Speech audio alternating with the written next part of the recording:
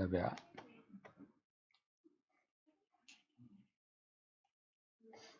Okay, I think we're live now. Okay, everyone, there was a slight mix-up. The previous link wasn't doing what it should have.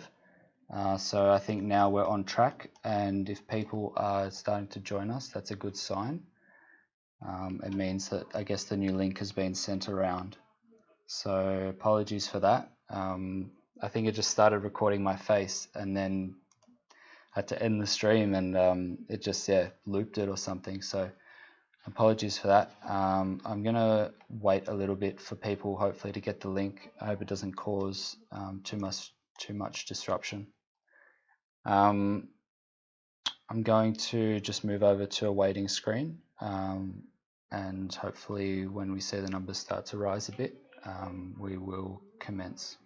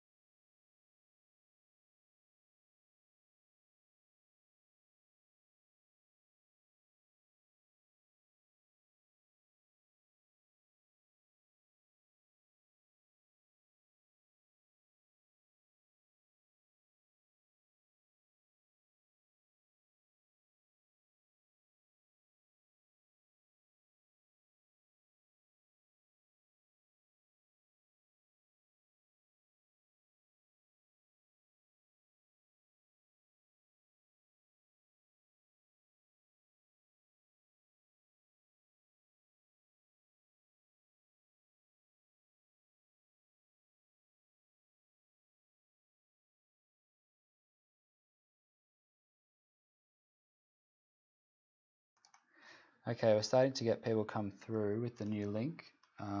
Just going to wait a little bit longer, just to give everyone a chance. So please bear with me, we'll start shortly.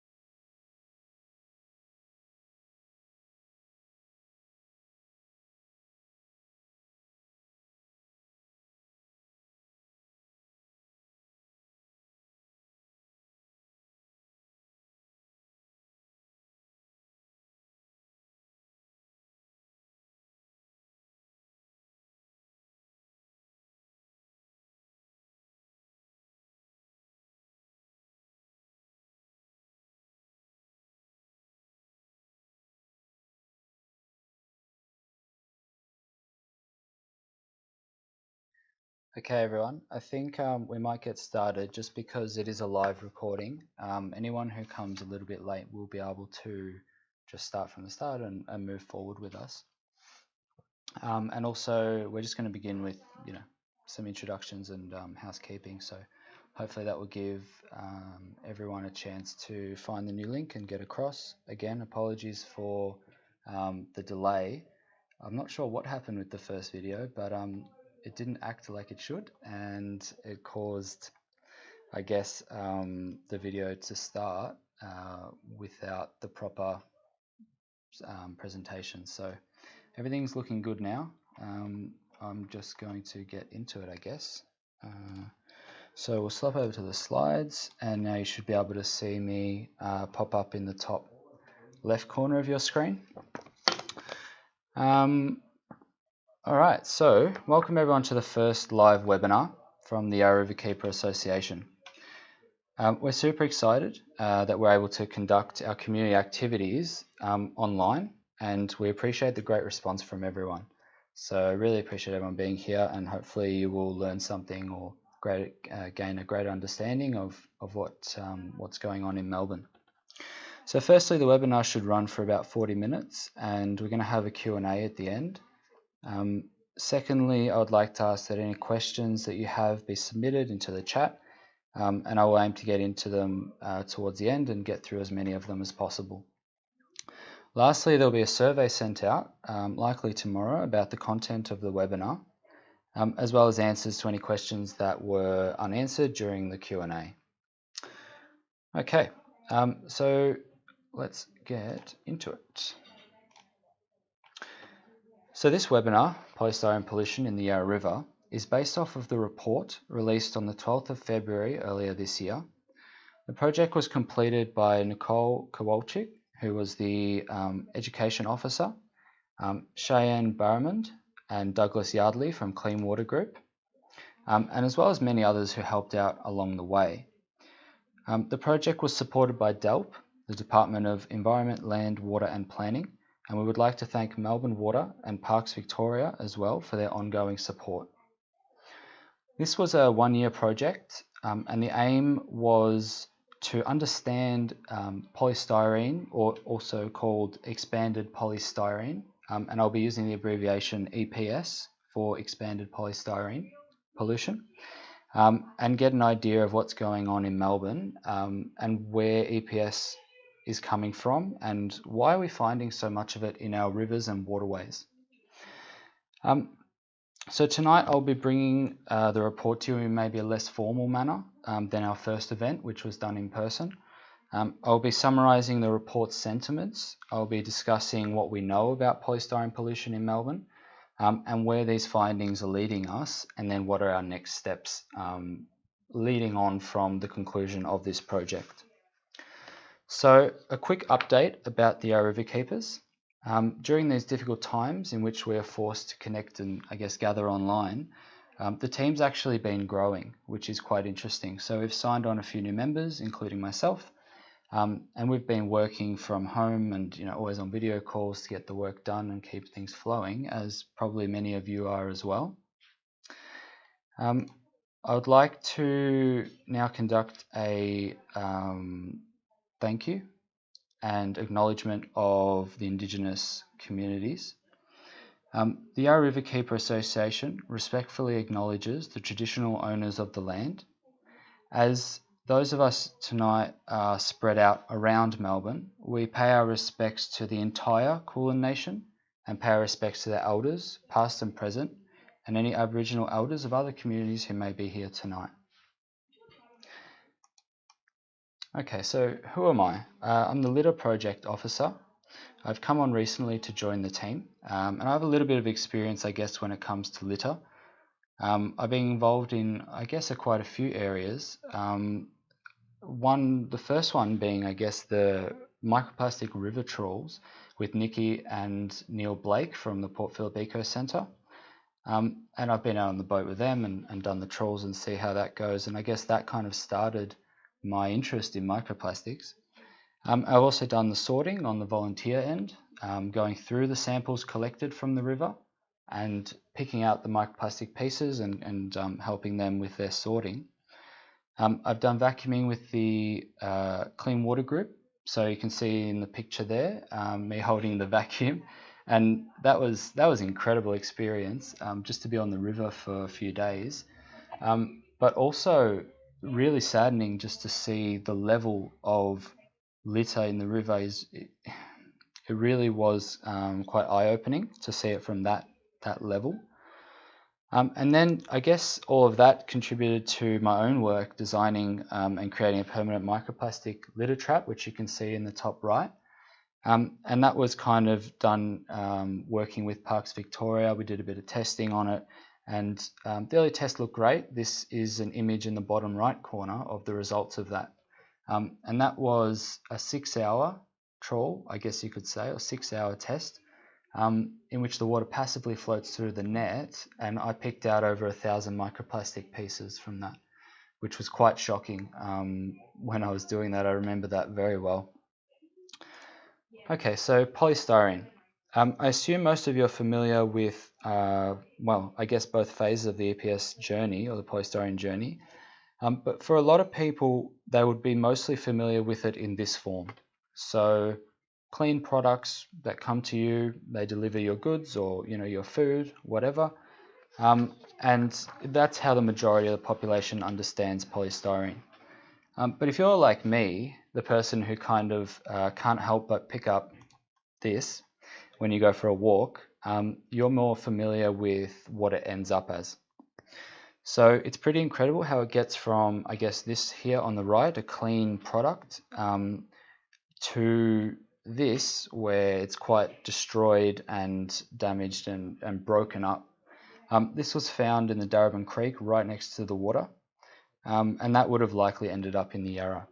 So it's, yeah, you see all sides of the life cycle, I guess, when you're into this and when you're working in the space, but the average consumer probably doesn't understand where their products might end up. Okay, so expanded polystyrene, what's the big deal?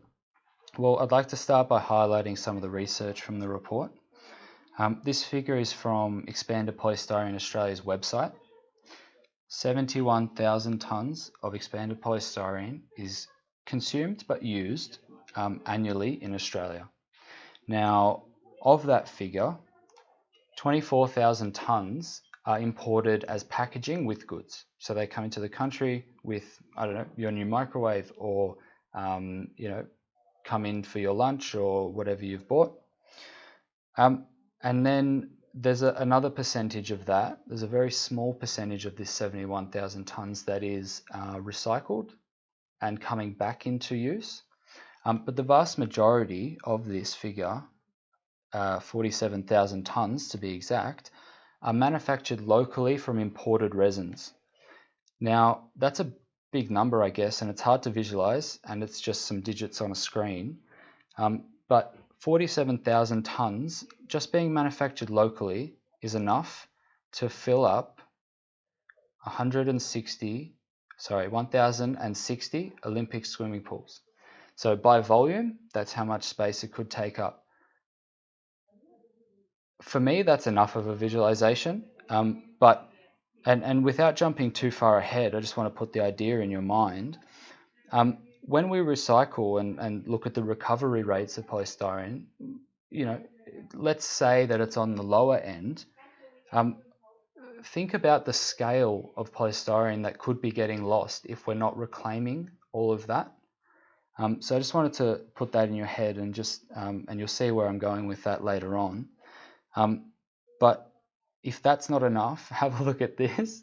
This is an image I found recently, and as soon as I saw it, I was thinking, this has got to be what it feels like for, I don't know, maybe our wildlife, because I'm very serious when I say, if you go down the river and look in the reed beds, and the guys from Clean Water Group watching will know this, it's absolutely everywhere, and it breaks up, and it's all over the place. So it must feel something like this, I guess. It's quite a crazy photo.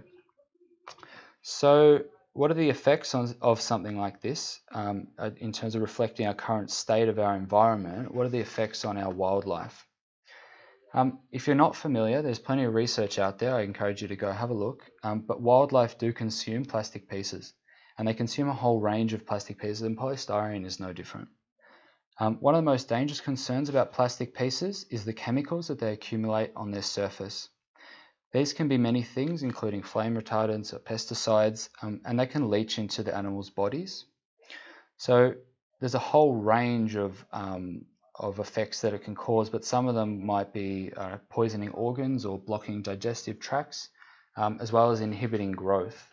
And these are pretty serious consequences when you think about how much we might rely on, let's say, our fishing industry for our food. And there's plenty of studies that have been done, and many to come, which look into the effects of plastic pollution getting up the food chain and onto our plates. So here on the left is a photo I took near Burnley Harbour of an Australasian darter, which the guys at Parks Victoria told me that that cloth that's wrapped up around its beak had been there for some time. We didn't know how deep it went into its throat, and they'd never been able to get close enough to look at it. But you know, that's a clear sign that our wildlife are interacting with our litter. And then when you look at the photo on the right from, this is a seabird, and it's documented in the Netflix documentary A Plastic Ocean, which I highly recommend everyone go watch if they haven't seen it. This seabird can't even fly, and it also has trouble walking. And if you have a look down here, this is what was found inside its stomach. There's not much you can say to that, I guess. It just, other than, you know, our wildlife are most definitely interacting with what we let down our waterways. And just because we can't see it doesn't mean it's not happening.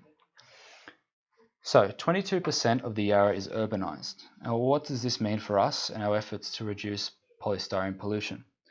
Well, we're going to have a look at a map of Melbourne from above.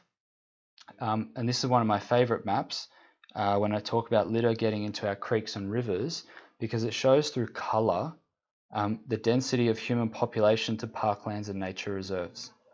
And what it's really showing is how all the waterways, I guess, are almost like the veins of our city. They connect everything to the bay, but more importantly, a lot of the smaller creeks and rivers are connected to the bigger ones, being the Yarra, the Maribyrnong, and the Werribee in the north. And so you can, this map can tell you so much. So say, I don't know, let's grab my mouse here. Say we have some polystyrene escaping from a retail store around here. Well, with the drain system, it's entirely likely that that plastic or that polystyrene will make it into the nearest creek, and then that will be taken into the river. Now, we do have litter traps, or I guess gross pollutant traps, in our drain work, in our drain systems, and they do work. But when you think about how big Melbourne is, we have 5 million people, countless homes and businesses, and you get an idea of the scale of the problem that we're dealing with. Because when you want to try and find the sources, as I said, let's say some polystyrene that you find in the river, well, I guess what this map kind of says is, well, good luck, where are you going to look and where are you going to find that? So that's a real challenge and something to keep in mind for later on.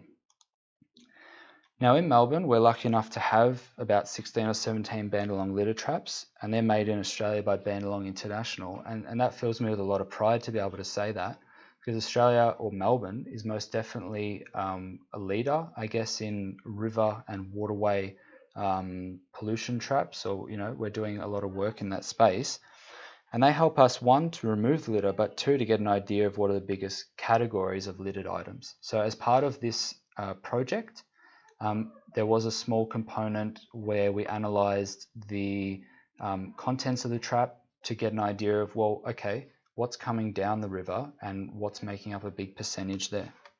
So let's have a look. When you have a look at this photo, it's evident how many plastic bottles there are, and there's some branches and some balls and spray cans. But what might slip your notice is actually the amount of polystyrene in this trap.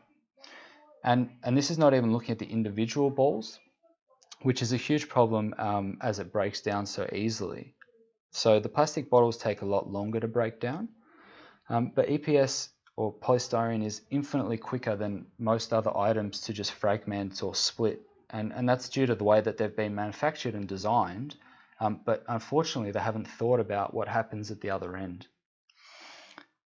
So in these traps, polystyrene makes up the second largest percentage of, well, the second largest percentage by item.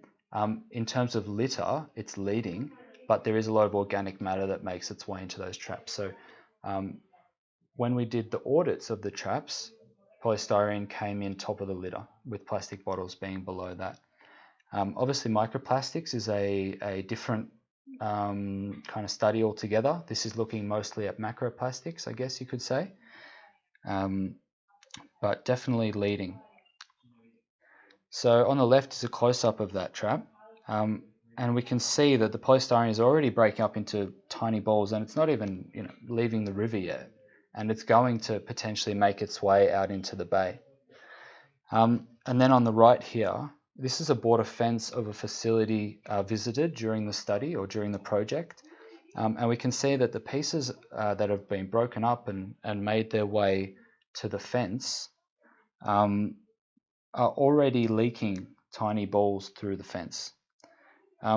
Obviously the fence is doing better than if there was no fence, but I think we can do better than this. And if you look further in the report, there is a little bit of, I guess, space dedicated to prevention and what are we doing already and what could we be doing. And I might touch on that a bit later as well. So by now I hope you understand the issue and can see how this is very problematic for the Yarra and our environment. I might take a quick question break just to double check on everything and see if anything's going wrong. The person at the back, close the door. I can hear you talking, please. Bit of issue with the traps title section. Okay, we can get to that. So it's, why is it off the side of the screen? Oh, that's not good.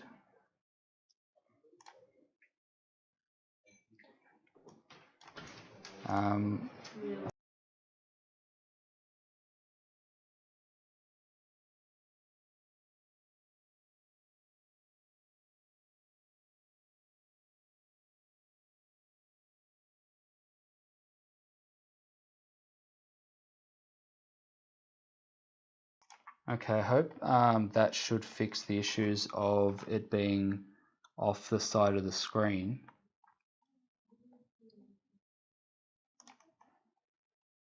Put in the window. There we go. Okay, so I've resized that. I hope that fixes the issue. My apologies for not checking this earlier.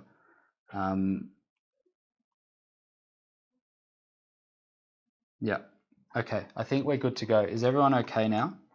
Is that looking better for... I think that's looking better. So I'm just going to keep going. All right, thank you, everyone.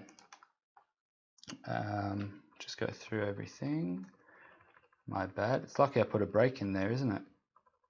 All right, we're going to keep going just because we started a bit late and I don't think anyone's got any burning questions. All right, so what do we do about this? Well, part of the project was part one of the project was 1 year, and it aimed at understanding the problem. So we identified potential sources of EPS, like you saw in the earlier map of Melbourne. It's like, where do you look for sources?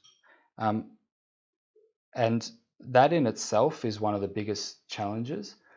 So what they did started logically, where you would start with who uses it, who manufactures it, where does it go to after it's been used, and let's go have a look there at what's going on and see what we can find. So that was done. We identified where the hotspots are on the Yarra. So through a bunch of different methods, a lot of the data that was put into those hotspots came from various things, and one of those was the Yarra River Blitz, which I hope some of you attended, and if you did, you would know or have an idea of what they were like. And thank you for attending. And we look for sources of EPS pollution in a range of industries. Specifically looking for the industry that is, I guess, the largest or most consistent contributor of polystyrene pollution, which is a really big thing when trying to understand the problem is where, but also who and why is that happening. So also Clean Water Group created a tool to categorize or set out 5 levels of polystyrene pollution. And this helps with, okay, if you're going to conduct site visits and see if there's polystyrene pollution, well, we need to know how bad it is and rank that. And then you can get an idea of, you could even pop like the hotspot maps and those kind of things and get a visual representation of where are the worst areas. So, okay, let's look at some of the results. This is Clean Water Group here in this photo on a bank on the river close to Burnley Harbour along the main Yarra Trail, which is notoriously bad for pollution, and the reed beds capture a lot of the litter that comes through, so that's a notorious spot. If you do run along there and keep your eye, you will notice it. So let's have a look at some of the results, but I don't have time to go too deep, and the report is available there for you if you wish to look in it and do some further reading. But I've picked out 1 or 2 key things that I think were the big groundwork done by the report and what we can use to build on. So does everyone pollute? Well, if you look at the data coming through, it suggests that they do. I mean, these are pretty high numbers coming through. 81% of EPS users, when we investigated their sites, 81% had some leakage. 83% of the recyclers, the people who are meant to be taking this and giving it new life, 83% of those sites were actually losing some of it. And that could potentially be, well, it could be due to the nature of polystyrene being so light and breaking, and I mean, it carries on the wind so easily. It might not necessarily be people purposefully throwing it around, but at the end of the day, the result is still the same whether it gets out on purpose or not, and we're still finding it in the rivers. So there needs to be something done there. And then producers and distributors. I guess distributors might not get a mention all the time, but plenty of EPS would potentially be lost off trucks in transit, or even on the way from your curbside bin to an end-of-life facility. Okay, so we have an idea of what percentage of places had leakage of polystyrene. Now let's look at how bad those levels were. So using that tool, and I'm going to flick to it quickly just so you have, I guess, some context. But this is the hotspot rating tool, and it ranks by category of how much of a wheelie bin that site would fill up if cleaned. So 1, 2, 3, 4, 5, pretty simple. The majority of sites had category 2 and 3. That's pretty clear.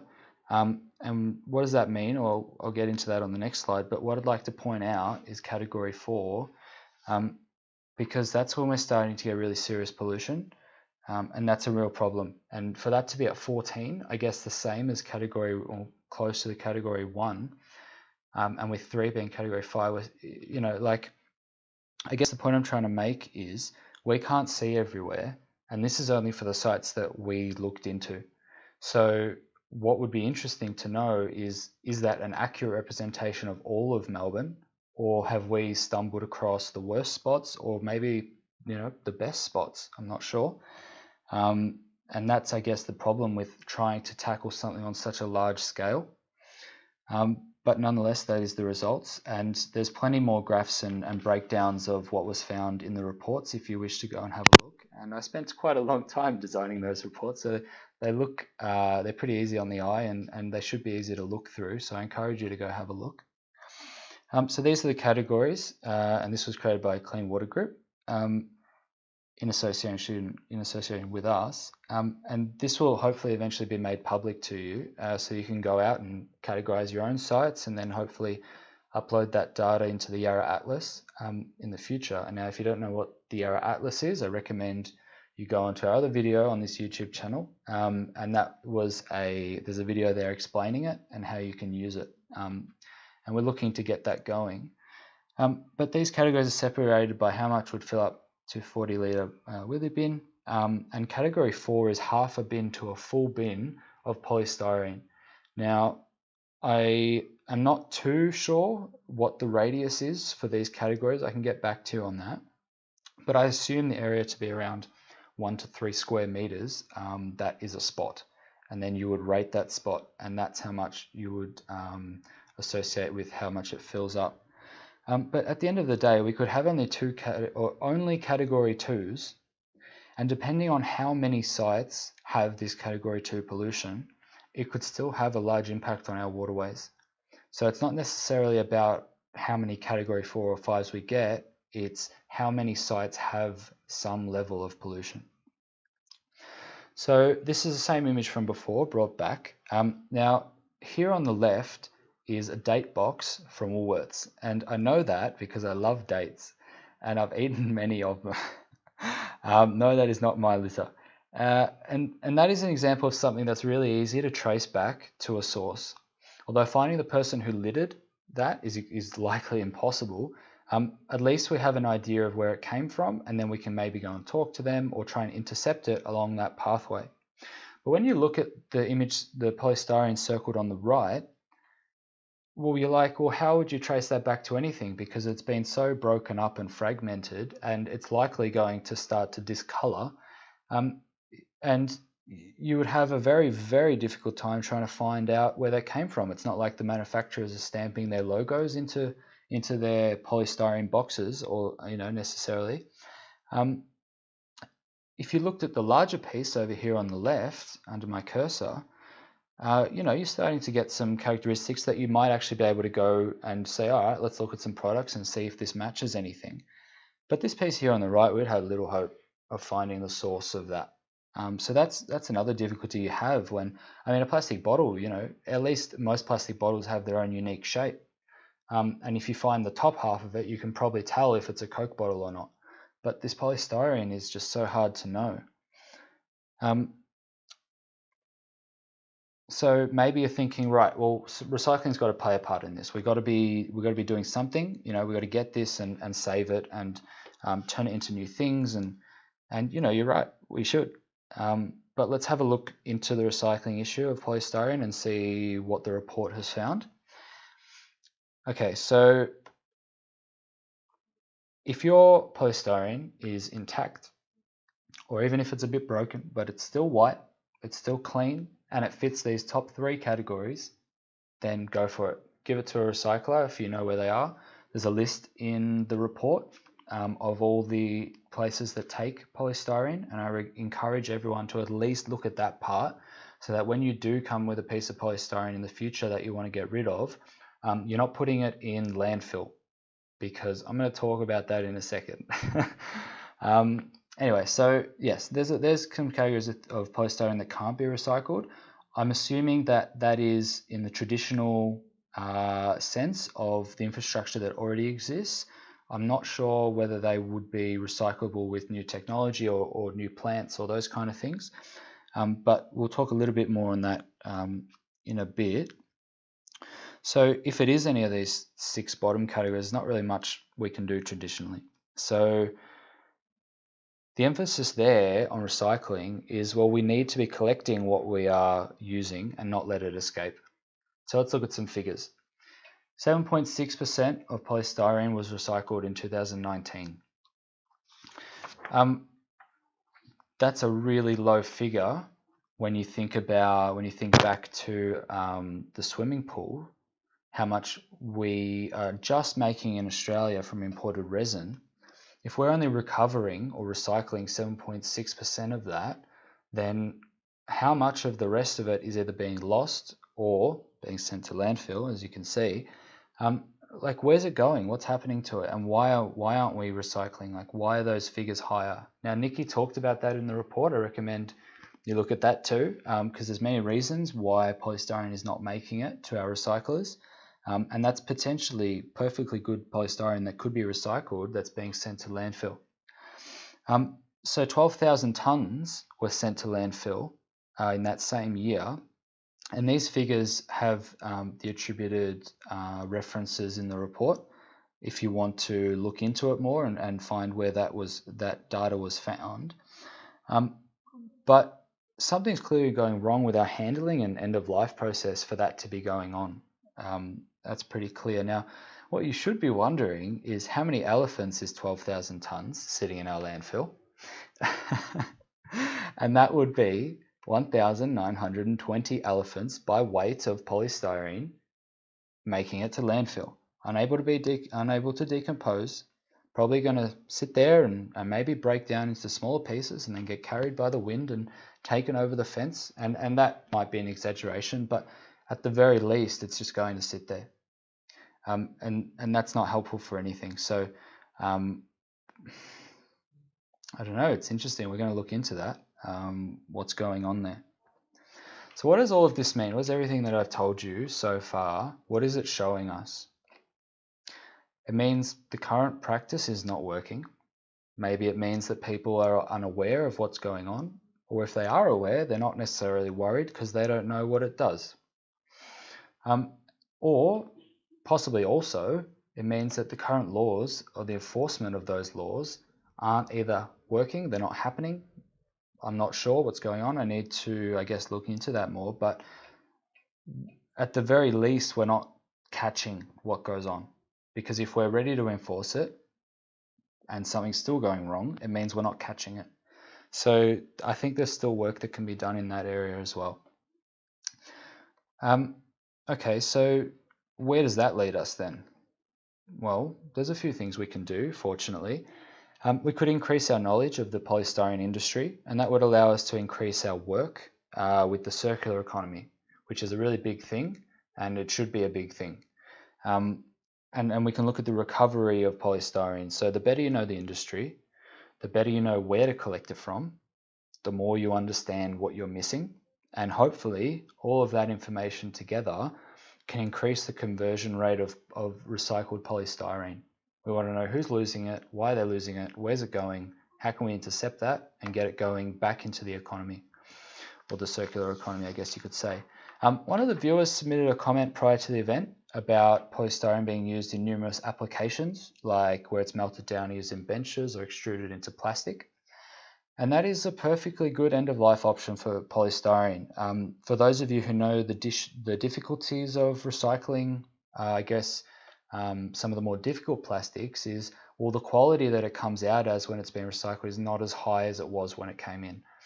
And that's difficult, or that's a problem, because you can't just put that back into the same product that it was. It's getting downgraded in some cases into products that don't need such a high quality for their life. But most definitely we should be doing that with the polystyrene that maybe can't be recycled traditionally. So I think there's a couple of people who are really starting to pop up in that space, and they've been to some of our events. I think New Tech Poly being one of them. And we should definitely see that as a legitimate pathway. I mean, that's a small business that can grow and probably should be growing because there's plenty of material to be I guess, recovered by them. We can also phase out unnecessary packaging or rethink packaging design and think, well, okay, we can do something better than this. Let's look at sustainable materials, which is another big topic. And I will talk about that on the next slide because there was a question, I think, asked about that from before the webinar. And improving awareness and education, this always makes it onto every list when we're talking about how do we solve a problem. And there's a reason for that, is because the more aware you are, hopefully you change your actions and put them in line with something that helps solve the problem, or at least not contribute to the problem. And then the flow on of that is, well, the more people that are aware, the more driving force we have and the more support we have for change when we are ready with, let's say, a new sustainable material or those kind of things that are ready to come in. We need people to be receptive to that, and they need to know what's going wrong first to know why they need that next step. So biomaterials. These are my, I guess, top 3, maybe you could say, sustainable materials. There are a lot that are really coming out, a lot of plant-based stuff.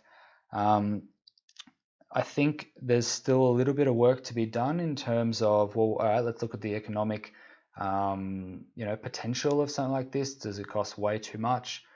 There's a lot of factors that still need to be tested out, but let's go into it.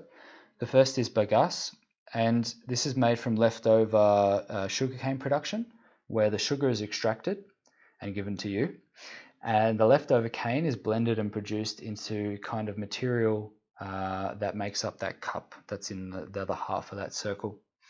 And these can be really good for high heat. They're already being manufactured.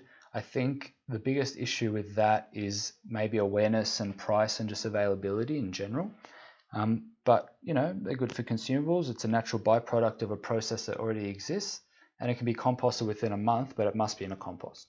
So I guess there's another element there of everyone, all the general population doing their part to make sure that things end up in the right places.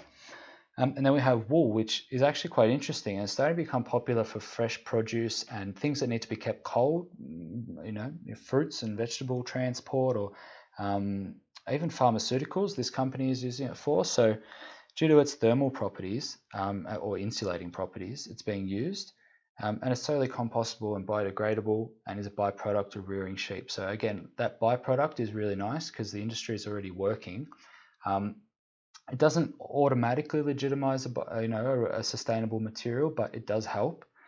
And lastly, the wonder cream for biodegradable materials is mycelium. And this is also becoming very popular because of its collection of qualities. So it's got a lot of things going for it. It's biodegradable, strong, lightweight, moldable, all these things that I've listed there. And more, because the list of positives for mycelium was too long to put in here. But if you're interested, definitely check it out. There was a guy in my honours year who made a drink bottle out of mycelium for his project. And it's mushroom. Mycelium is mushroom. So it's grown and you can grow it into different shapes. And it's incredible. I think mycelium, out of all these, will likely replace packaging in the near future. In terms of products and those kind of things, will replace a lot of actual oil-based plastics. So sustainable materials will become a big thing in the future, and hopefully we can start to see more of our products and purchases encased in sustainable materials. It's always nice when you buy something and it comes and you see the label, it's like this is compostable or this is a biomaterial, or it's nice to see that starting to happen. Okay, so where to now? Well, we just got a batch of new funding from DELT, which is being finalised at the moment for the next stage of, I guess, our efforts against, or to reduce polystyrene pollution. Now, it doesn't really make sense to look through a limited scope. We need to be thinking ahead, and what we need to do is set up for future projects that can deliver change. If we don't know anything about polystyrene, how can we do a change-making program? But if we know where things are coming from, we know who's using it, we know why it's being lost, then all of a sudden those campaigns that will flow on and those projects that will flow on can become much more effective because they're operating off of information that is well researched and true. So in phase 2 of this project, again, we're teaming up with Clean Water Group, which will be cool. And we're looking to further investigate polystyrene in Melbourne in depth. So we really want to know who is the biggest contributor of polystyrene. So in the report that you can read now, we've got an inclination. We have a little bit of data, but there was limitations to what we could do. Now we want to find some serious, I guess, evidence of constant pollution. Constant pollution from which sites, from which industries, where are we targeting our efforts? And yeah, we just want to know why. Why is it? What's happening? Why is that going on? It might not be a physical problem, but maybe it's more of a mentality thing where we need to start to shift the way people understand it or make them aware. So education will make up a part of that. And we're going to give out the EPS rating tool, hopefully to the communities, and then get them to help us collect data. You go for a walk down the street and you see some polystyrene, take a photo and document it for us. Because, well, we're I guess, a pretty small team, and there's only so much that 4 or 5 people can do. But with everyone together, we can really get data that gives us a nice map of what's going on where. And then integrate that with the Yarra Atlas. Like I said before, if you're not sure what the Yarra Atlas is, essentially it's a database that's visualized and laid over a map of Melbourne, and you can turn layers on and off to see what you want to see laid out over your area or wherever area you wish. So if you want to know more about that, there is a video explaining its use. Otherwise, if you're having problems, just let us know. Right, so there's a few other little more technical things we're doing. It's not just that. So if you want to know more about that, send me an email and I'm happy to talk about it. But that's what we're moving towards now. I'm assuming there'll be a couple of questions for that. But just remember that it's very hard to plan and know exactly what to do and spend our time and efforts on.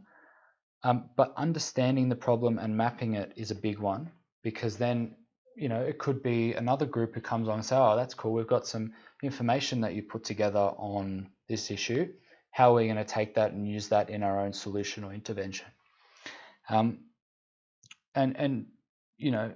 we really need to do is understand what's going on before we can do something about it. So that is going to conclude the formal part of the webinar. I'm going to take a moment to look through the chat and see where everyone's at. And then maybe we can start with the questions. So just some quick links to imagery, just to show that I didn't take all of those photos myself. And now we will jump over to the Q&A. So I hope everything's going okay. There might be some of my team in here answering some questions for me, which would be cool. So let's have a look.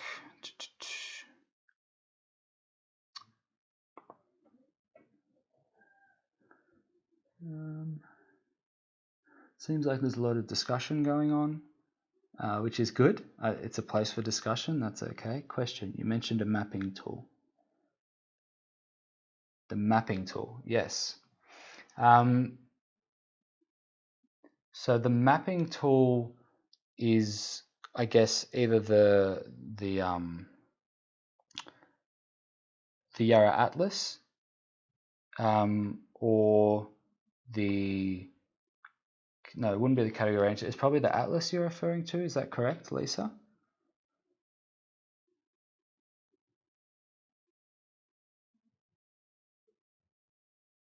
There's a lot of discussion going on. As a recent environmental engineer graduate, I'd like to participate in this sort of project. How can I contribute? Most definitely. I think, I'm not sure, Kristen, do we have an email well, I guess you can go onto our website. Yep, Karen's onto it. Send us an email. We'd love to have you involved. As I said, we're a community organization.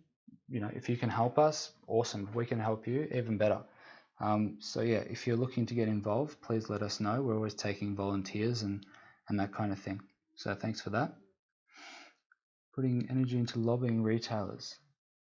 Look, I think that's most definitely, I think lobbying is a good word. I think getting people to understand is the aim of any kind of lobbying operation. I don't think it's necessarily about lobbying doesn't necessarily mean explicitly that you're trying to force them, but we want them to do it because they understand and because maybe they care. And if that doesn't work, well, then we can go in with something a bit stronger. But definitely we need to get retailers and construction sites are a really big thing that I probably didn't touch on too much. But in the report, it's quite clear that construction sites have an impact. Can EPS be put into the normal recycling bin? So my understanding is that if it looks, I can go back to the slide, I guess, but if it might even depend also on your council and what their recycling facilities have. There we go. So if your polystyrene that you have to put in the local recycling bin, is clean. If it's got oil and stains and you know, it's got some dirt on it or whatever, you might even be able to clean it up a little bit. But hopefully it's one of these three, in which case you should be able to. But as always, I would recommend that you check with your council. It might be on the website. Maybe just give them a quick call and ask, and maybe they can tell you even more about what they've got going on there, and help inform you about, you know, what you can do. Planet Arc has a map, drop-off locations. So that's the other thing in the report. There are some specific places that take EPS. It might not be your local council, but you know, it might be worth saving up a little bit and taking that to you know, the site closest to you that does take it, and you know that it will get handled properly. I will take this information on mycelium to local fish farm. Yeah, go for it. Please do. I think mycelium, the availability of it is still quite limited from what I've seen. People are really starting to understand what's happening. I think in the US it's quite popular. I'm pretty sure there's some big manufacturers in the US that are really starting to pump out kind of more distributor products out of mycelium. But look, mycelium is one of those things that, you know, you can actually make it yourself. You can grow it yourself if you have, I guess, the space and the resources. And you know, if you're a business who is making, I don't know, it's a local fish farm, well, you know, if you can keep up supply or make enough of it, then you might even be able to produce your own packaging, which, you know, would be even greater, because then it doesn't have to travel on a truck and increase the life cycle energy usage. And yeah, so that might be a really cool thing to do. Thanks, Cheyenne, for answering some of those comments, and Karen as well. Hopefully some people can, well, not link up, but just, you know, get to know each other. And if you've got a problem and someone else knows the answer to it, then yeah, try and send them a message or something. I think, Lisa, it's always worth looking and doing your own research, because you might find something that we're not aware of. So please do have a look, but we will keep an eye on that space. Program for industry, clean sleep, resin pallets. Yeah, look, polystyrene balls can, you know, they are, when they're in an individual ball, considered a microplastic. So if it works for resin pellets, then it should work for polystyrene. I think any effort aimed at cleaning up plastics or microplastics, whatever it might be, spills or really high dense areas of litter, are most definitely worth, you know, spending a Sunday afternoon or a weekend of your time.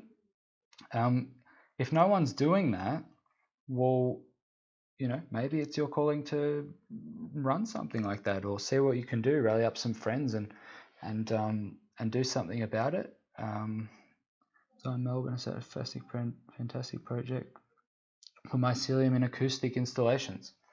So mycelium is really just one of those crazy things, because it has these crazy properties all together, and it's natural. You know, you grow it, and there's something really appealing about that. So there you go, acoustic installations. If anyone's looking to deck out their garage for recordings, look into mycelium, I guess. I've seen polystyrene being pecked at and broken down by birds. There you go.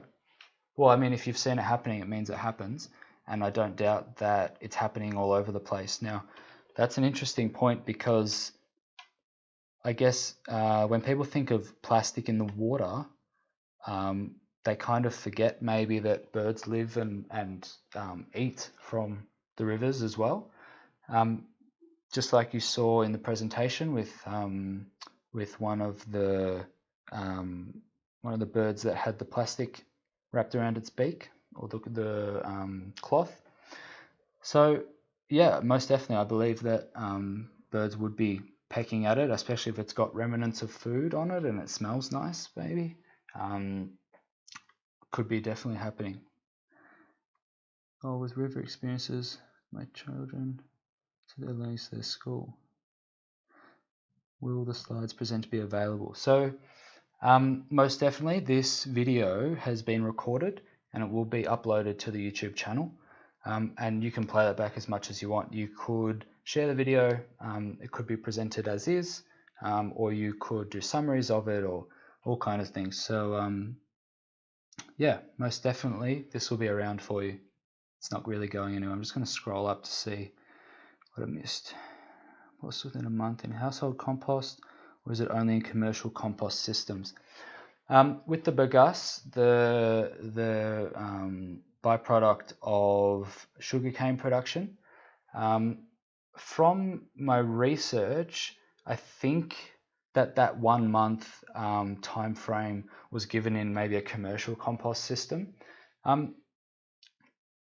I guess it'll depend on the quality of bagasse that you get as well, and I guess here in Melbourne, I'm not sure how big the industry is, but it would be interesting to get your hands on it and do tests at home with your compost. Maybe if you can find some and try it out, that would be really cool. And then, you know, you're doing the research yourself, so try it out and share it with people, because you can contribute to our knowledge. The big appliance sellers, such as Harvey Norman, should be subsidised. Collection and recycle EPS imported with appliances. Yeah, I think there's a whole discussion that we could get into around who's responsible and what's their obligation if they've been linked to littering or contributing to polystyrene pollution through negligence. What's the obligation that they have to contribute and help with the cleanup efforts? That's definitely not my area to put my expertise in, but I think it's a big question that might not get the attention it deserves. I mean, everyone will call for it, but are people going to sit down with these big white goods retailers or the construction industry and be able to have a discussion about it? I don't know.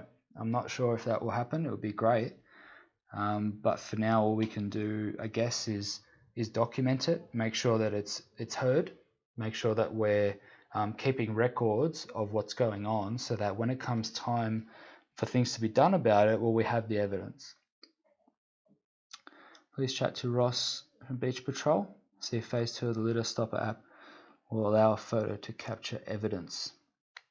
Okay, we can look into that.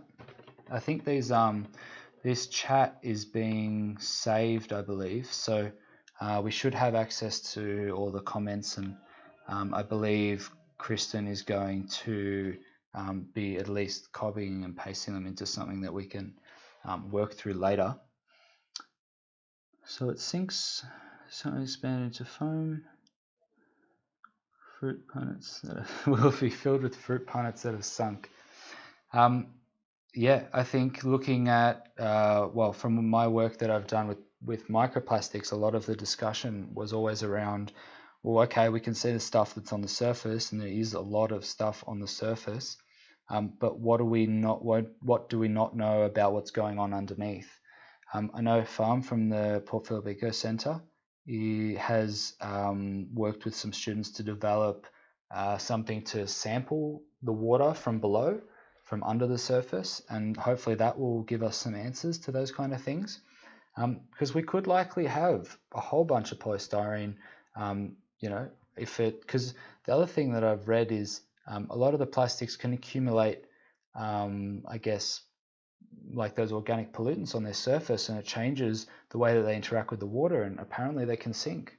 A plastic that might normally float can sink, and it's something as crazy as a certain type of plastic bottle, I think it's PET, if that gets broken up and the air inside the bottle no longer keeps it afloat, then that plastic will sink due to its density, where other ones might stay up, and so you just find, I mean, look, you can look at the research and you'll see plastic at the bottom of the ocean, you'll find it in Antarctica, We find it in the Antarctic ice. So, you know, it's a worldwide problem. I'm sure polystyrene in Melbourne, whilst it's an issue, it'd be interesting to see what work is being done around the globe in terms of polystyrene, and if they're struggling with it as well. That would be nice to know. When lids are removed, yeah, there you go. The density of it's 1.37. So most definitely PET will sink. Building trades need to be held to account too. Yep, correct. That's one of the things that we'll be looking into in the next phase. Construction, if you look in the report, there is a certain amount of space devoted to waffle pods. Essentially polystyrene being used as, I guess, a filler to save on concrete costs or those kind of things. But also we're now finding that, well, polystyrene is being used in housing for the insulation properties, and it's cheap.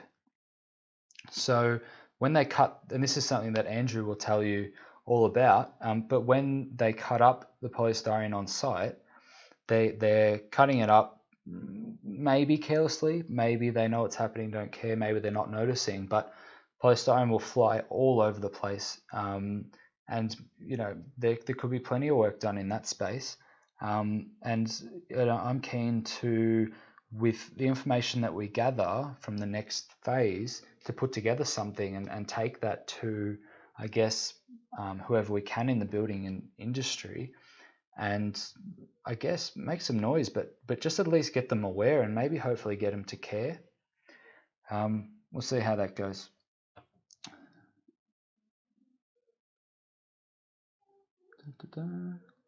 Collected EPS handfuls along Mary Creek last week. A Mary Darwin Creek party investigation regarding known polluters. So in the report, you'll see some maps of all of the sites that were visited, and they're quite spread out over Melbourne. So some of them are close to the Mary Creek or to the Darwin Creek. I recommend you go look through that. Have a look and see, but definitely Mary Creek and Darwin Creek is on our radar. I know just from experience that I've also found, you know, EPS along there, and I know in some of the surrounding areas, having walked the streets, I've been there and picked up polystyrene in large chunks, and you know they'll be shoved into someone's curbside bin, and evidently they don't care that it's falling out or broken or leaking, or it's, you know, it's already next to the drain. So yeah, we're aware of that. I think maybe very long term we might need to establish something that is like, you know, keeps a watchful eye on these kind of things and is constantly doing checks and, you know, just monitoring what's going on once we've tried to do something about it. Because, you know, if you can tell someone off once, but it doesn't necessarily stop them from doing it again. And I think that's probably what you're getting at, is when we're investigating and they're known polluters, are we going to keep an eye on them to see if anything's happened? So most people attending would be polystyrene avoiders. So I think we should focus more on how we tackle the manufacturers, all those 80-70% figure earlier in the slide. Yep. Yep, that's a fair comment.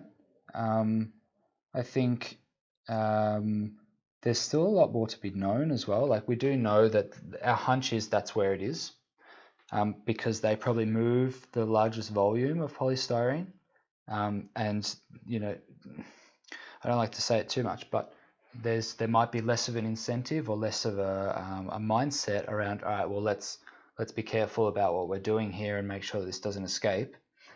And I think once we get our proper investigation on those industries, when we focus on them, and we really get some numbers and some consistency behind them, then okay, all of a sudden we've got the proof. Like at the moment, this first year project was to establish what to do next. It's like, well, let's get a baseline.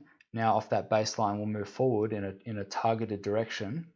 It might be construction, manufacturing, recycling, I know Andrew, the riverkeeper, flagged that like strips of shops out the back, they have maybe some big bins that they might just be throwing stuff into and not worrying about what it ends up as.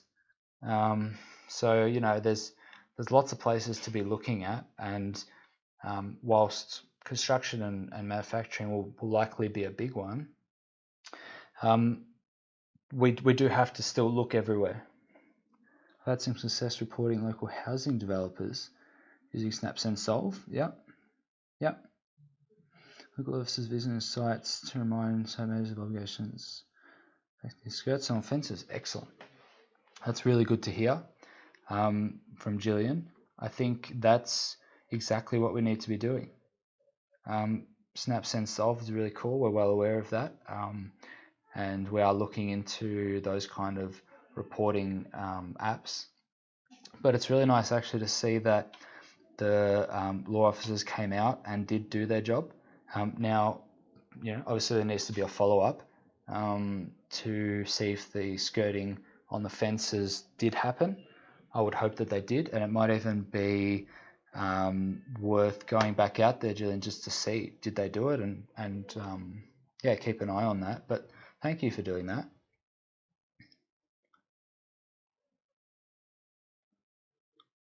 Right, so stormwater network is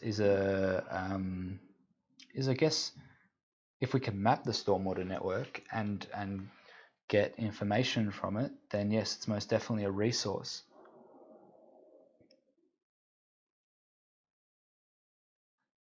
Bulging bins are a sin. I can see that being a bumper sticker, Andrew. With every packaging product, low price equals poor quality, and this is a problem for our waterways. Strong foam won't break up. Yeah? Won't break up, that's correct, as easily, but I guess it might still be possible that over time, if it escapes our capture and it makes it out into the bay or maybe into the ocean, it's possible potentially that it could eventually break up with time. I know the sun can have a big impact on pieces that stay floating for months and things out in the ocean, but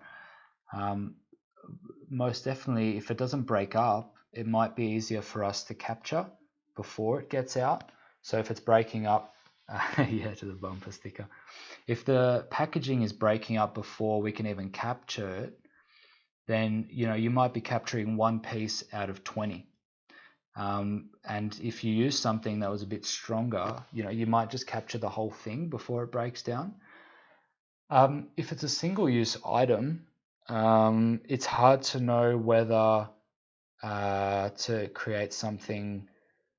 Yeah, I guess it's hard to know. It's like, should we even use a stronger plastic, or should we, for single-use items, take it over to something else? We need more investment in sustainable packaging. I think people are ready for it. I think plenty of people want it, and the technology is there, but it's about, well, this is always what it's about. Some company comes up with a new material and it's great and it works, and now we need to build the industry around it. And I think we're living in a time where people are receptive to that and they want it. And I find that a lot of businesses are proud of being able to say we use sustainable packaging, and I think they'd look for it if it was available. So yeah, I think look, I don't know how long it will be. I don't know the industry well enough to be able to tell you when it will happen. I think as long as we keep vocal and keep an eye out, and then support the businesses who are already doing it.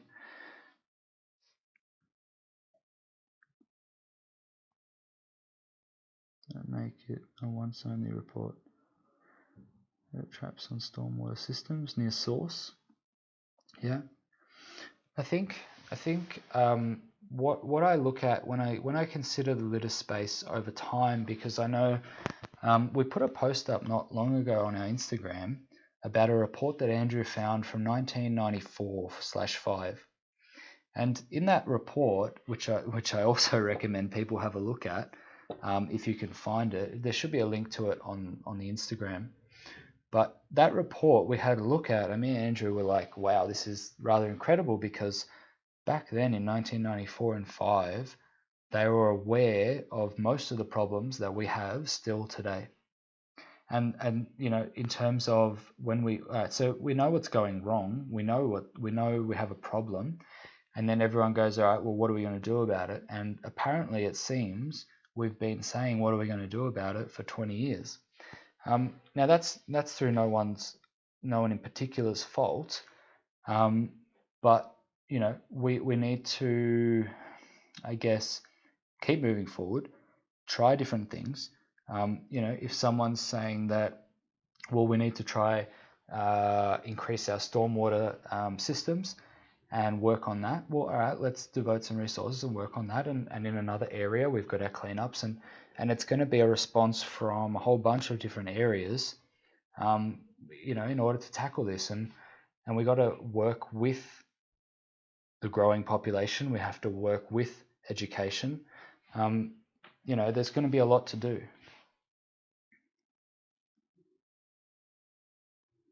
It's a shame to have to educate consumers. Maybe more effective to legislate to make unsustainable packaging illegal. You know, I think if you were to enter in a discussion with industry, they would give you a whole bunch of reasons why that can't work. I would say it can work with time. That's an interesting one. I think you could maybe start. Look, it'd be awesome to go cold turkey and just make it illegal to use, you know, some of the really bad, unsustainable packaging. The effects that would have, I'm not in a position to comment on. But I think we could do something more to kind of help that transition along. If there's more of an incentive for people to move over, then they'll probably look for it. I mean, all the business people will tell you this straight away. As soon as it's an economic problem, people start caring. You know, unless they've already got that understanding of the environmental impacts. So, now we're in the 70s. There you go, even earlier. Wow. So in the 70s, they had knowledge of it, and they knew what they needed to do, and we're still trying to change it. And I guess you could look at that a few different ways. You could say, well, okay, what we're doing isn't working, or maybe we can't stay ahead of the problem. I don't know. Maybe it's just about staying ahead of it and keeping up with it rather than trying to fix everything. But yeah, most definitely what we know is that the problem is still here, and you know, the work that the Eco Centre has done, Port Phillip Eco Centre, is, you know, in terms of microplastics, is showing that, well, it's growing. I mean, and it will grow with population if we don't educate, and if what we have is not up to scratch, or you know, the infrastructure that we have isn't up to scratch, or I mean, that's the thing. It's like, you know, do you go for the band-aid solution, or do you go to the source? And when you go to the source, we start to get problems. So not problems we can't fix, but you know, it takes a lot more effort. Are you seeing vegetation acting as the good traps for polystyrene in the waterways? 100%. 100%. When I did the work with Clean Water Group on the vacuum, a lot of the big stuff was just floating, just bobbing up and down behind the reed beds. There is quite a large section of the city area, the Yarra, which has no reed beds. I don't know whether that has just been, whether the original ones were removed or whether they never grew there.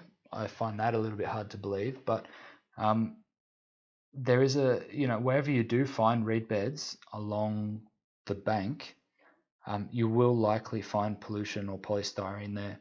I mean, one of the photos from the original, from the start of the webinar, there was a small slideshow which played through, and if you noticed the photos of polystyrene broken up in the soil behind the reed beds, that was taken only a week and a half ago. And I took that photo near Craig's Landing. We were there for a different project, but I had a look, and sure enough, there it was. And how long it had been building up there, I don't know, but the vegetation plays a big role in trapping litter behind there. Yeah, thanks to everyone coming along. It's great to see comments going on. I know when I've attended the Riverkeeper events in the past, that there is always a discussion that ends up happening at the end. And that's, I guess that's what we're about really is, well, let's bring people together. A has knowledge of this industry and B is also here, and they have seen these things going on in their street or by their river. And we bring them together, and we want you to talk, and we want you to talk with us as well and share what you've seen. So that's really good to have everyone here. Not a problem, Ruth. Thank you very much for joining us. If it's profitable, it will be done by industry. If it's not, it won't. I mean, there you go. It's been said. And I guess the goal is, how can we shift it to become profitable, Peter? So most definitely. Yeah. Thanks, everyone. I'm glad that you enjoyed it. I hope you didn't just hear everything that you already know be repeated for 40 minutes, but I hope I at least made it interesting for you. Now, if you find that your question did not get answered, and if you find that your question did not get